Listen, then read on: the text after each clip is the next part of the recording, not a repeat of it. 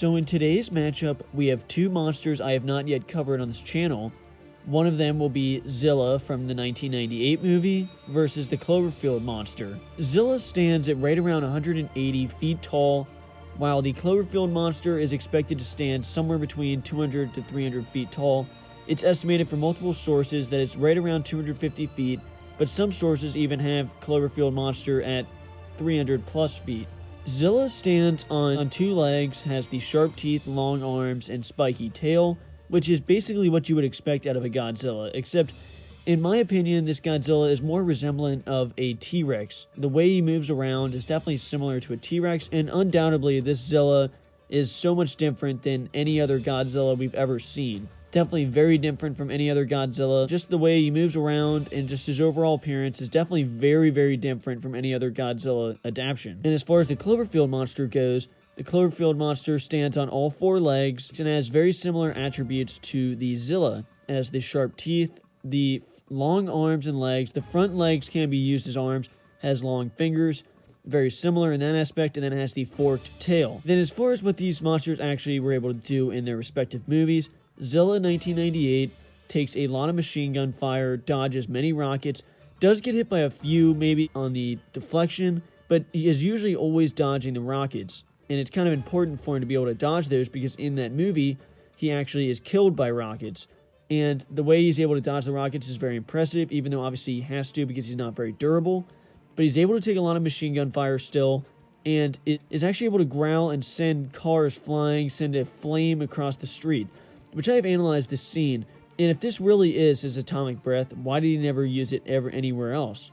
So I honestly think after analyzing this scene, I saw a little fire on the ground already. I think just the wind from his growl sent this fire flying, because why would he have never used this atomic breath ever again? I don't think that's his atomic breath, because why would he not have used that another time? But in the end, Zilla is killed by the rockets on the suspension bridge. As far as what Cloverfield did in his movie, the Cloverfield Monster has little to no screen time.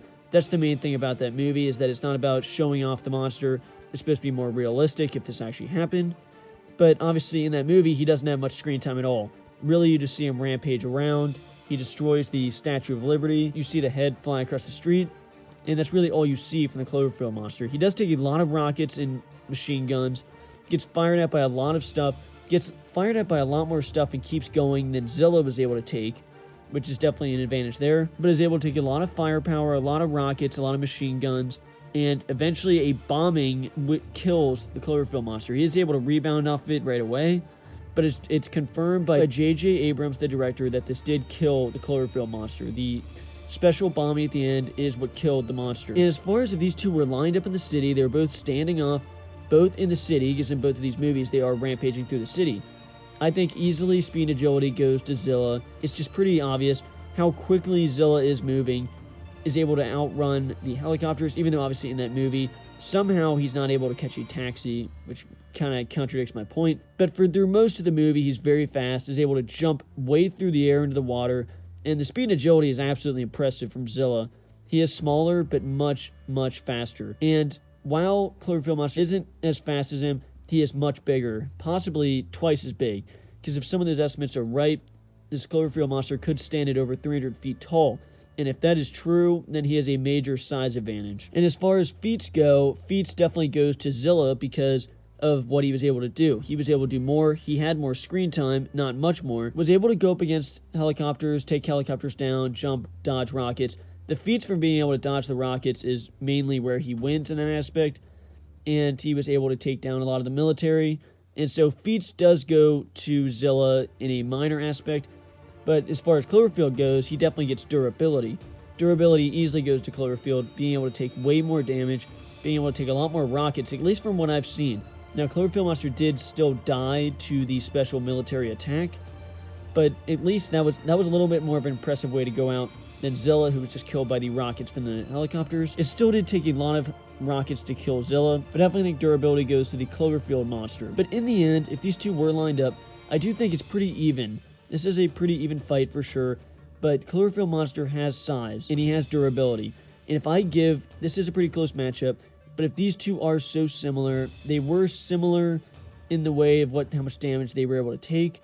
They're close in size, but still, Cloverfield has the size. And if the size and durability both go to Cloverfield Monster, I have to give the win to him in the end.